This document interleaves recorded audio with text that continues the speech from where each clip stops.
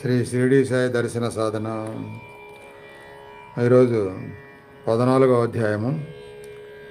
అధ్యాయము సచరిత్ర వింటూ రూపాన్ని దర్శనం చేసుకుంటూ ఉండండి.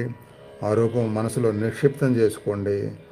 దర్శనం పొందాలనుకునే వాళ్ళు ఆ రూపాన్ని నామస్మరణ నిద్రలోకి వెళ్ళే వరకు స్మరిస్తూనే ఉండండి. రూప దర్శనాన్ని చేసుకుంటూనే ఉండండి. మనం ప్రతిరోజు సాధన చేస్తున్న ఏకాగ్రత సాధన, ఈ మధ్య చెప్పుకుంటున్న భావనాశక్తి సాధన, ఈ రెండు పెరుగుతూ ఉంటే మీరు తదేకంగా రూపాన్ని దర్శించుకోగలుగుతారు. నామం ఎలాగూ చేసుకోగలుగుతారు. ఈ రెండు వల్లే మీకు దర్శనం సాధ్యమవుతుంది స్వప్నంలో.